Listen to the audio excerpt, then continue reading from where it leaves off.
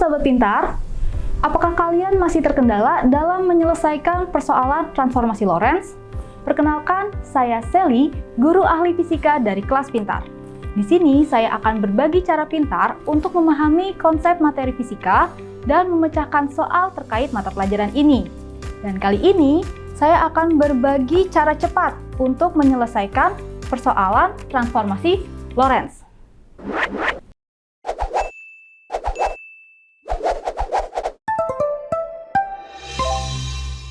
Oke sahabat pintar, transformasi Lorentz memiliki rumus dasar yaitu gamma sama dengan 1 per akar dari 1 dikurang V kuadrat per C kuadrat.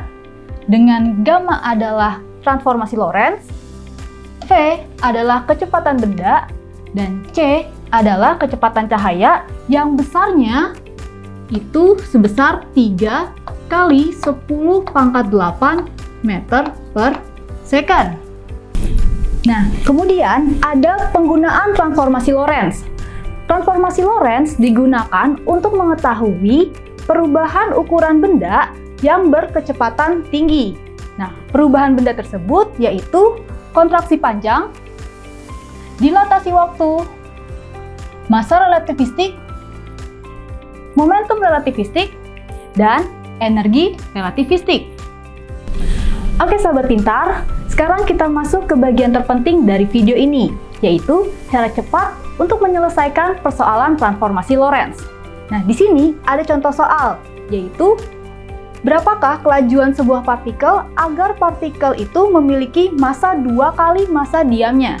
Nah, di sini ada kata kunci, yaitu partikel memiliki massa 2 kali massa diamnya, sehingga dapat kita ketahui bahwa, langsung kita tulis diketahui ya, bahwa massa relativistik sama dengan 2 kali massa diamnya atau M0. Nah, kemudian yang ditanya adalah kelajuan partikel atau kelajuan sebuah partikel, sehingga ditanyanya adalah V. Jadi, yang ditanya adalah V-nya berapa. Nah, berdasarkan transformasi Lorentz, rumus massa relativistik yaitu M sama dengan gamma dikali M0. Dengan gamma merupakan transformasi Lorentz, sehingga persamaannya menjadi M sama dengan 1 per akar dari 1 dikurang V kuadrat per C kuadrat dikali M0. Nah, dari diketahui di sini besar M sama dengan 2M0, maka ini bisa kita ganti menjadi 2M0. Kalau kita tulis persamaannya, maka menjadi 2M0 sama dengan 1 per akar dari 1 dikurang V kuadrat per C kuadrat dikali M0. Nah, bisa dilihat bahwa sisi kiri dan sisi kanan sama-sama memiliki M0, maka bisa kita coret. Nah, seperti ini. Nah, di sini ada akar nih. Biasanya kan susah ya menghitung akar, maka kita hilangkan akarnya. Caranya gimana? Caranya dengan mengkuadratkan kedua ruasnya. Jadi, kedua ruas ini kita kuadratkan. Sehingga 2 dikuadrat hasilnya 4 sama dengan 1 dikuadrat hasilnya 1 per. Nah, ini akarnya menjadi hilang sehingga menjadi 1 dikurang V kuadrat per C kuadrat. Nah, sampai sini paham ya? Nah, kemudian yang bawah ini,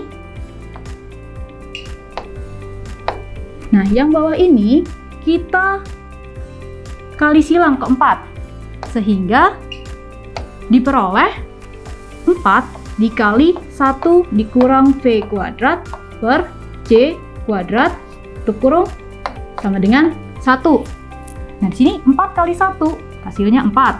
Nah, 4 dikali V kuadrat per C kuadrat, maka jadi min 4 V kuadrat per C kuadrat sama dengan 1. Nah, di sini kita pindah ruas nih si 1 ke sisi sebelah sini atau sisi ruas kiri, dan biar gampang kita warnai saja ya. Jadi kita pindah ruas nih si 1 ke sisi sebelah kiri, dan si yang 4 ini pindah ruas ke ruas kanan atau kita tukar tempat sehingga menjadi 4 dikurang 1 sama dengan 4V kuadrat per C kuadrat. Nah ini 4 dikurang 1 hasilnya 3 sama dengan 4V kuadrat per C kuadrat. Nah tadi berdasarkan soal yang ditanya apa? Yang ditanya adalah kecepatan, maka kita tandai nih. Yang ditanya adalah yang V. Berarti kita bikin si V itu sendirian. Berarti kita pindah ruas nih si 4 sama si C kuadrat. Caranya si C ini, nah si C pindah ruas ke sebelah kiri, berarti menjadi 3 kali C kuadrat. Nah 4-nya kita pindah ke ruas kiri juga, berarti menjadi per 4 sama dengan V kuadrat. Karena yang tanya V, maka V sama dengan akar dari 3C kuadrat per 4. Sehingga diperoleh V sama dengan akar 3 per 2 kali C. Nah, ini untuk cara yang biasa. Nah, bagaimana jika soal yang tadi kita kerjakan dengan cara cepat? Nah, di sini tadi diketahui bahwa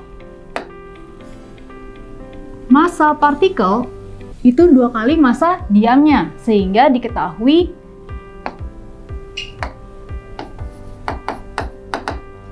M sama dengan 2 kali M0.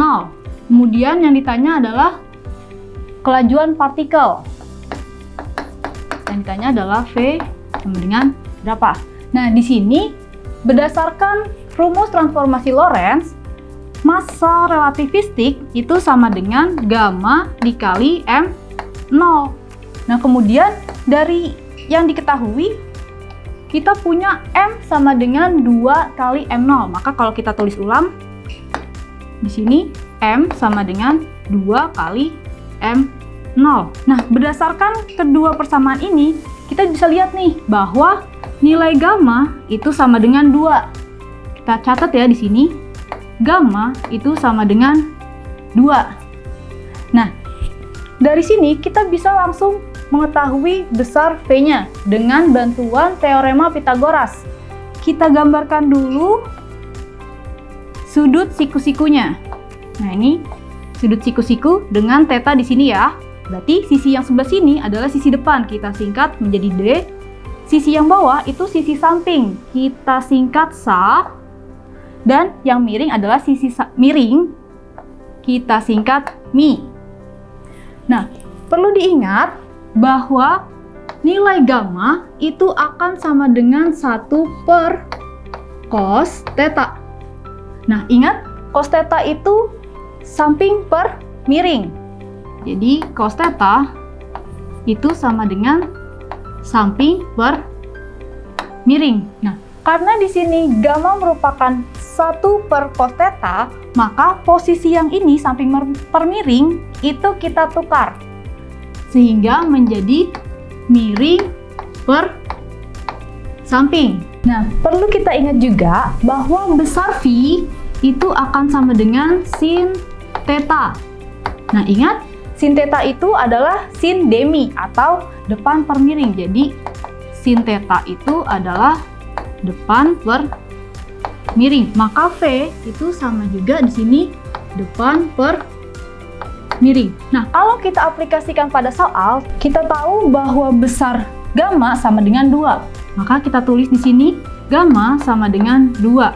Nah, gamma itu sama dengan miring per samping. Berarti boleh kita tulis di sini bahwa gamma itu miring per samping sama dengan 2. Kalau saya tulis 2 per 1 boleh dong ya? Karena kan hasilnya sama. Nah, sekarang kita gambarkan segitiga siku-sikunya. dengan theta di sini. Nah, di sini miringnya itu besarnya 2 dan sampingnya 1. Maka sisi depannya berapa? Sisi depannya itu akar 3. Dari mana? Yaitu dari 2 dikuadratkan, kemudian dikurangi 1 dikuadratkan, kemudian diakar. Maka diperolehlah akar 3. Dari segitiga ini kita bisa langsung mendapatkan nilai V. Nah, tadi dari rumus cepat sini, V itu sama dengan depan per miring. Nah, di sini dari segitiganya kita tahu bahwa depannya adalah akar 3 dan miringnya adalah 2. Sehingga nilai V dapat kita peroleh yaitu akar 3 per 2. Nah, ini tinggal kita tambahin C. Lebih cepat ya, dan hasilnya sama dengan cara yang biasa tadi. Oke sahabat pintar, itu tadi cara cepat untuk menyelesaikan persoalan transformasi Lorentz. Semoga bermanfaat, dan jangan lupa share, subscribe, dan bunyikan loncengnya untuk mendapatkan informasi menarik lainnya dari Kelas Pintar.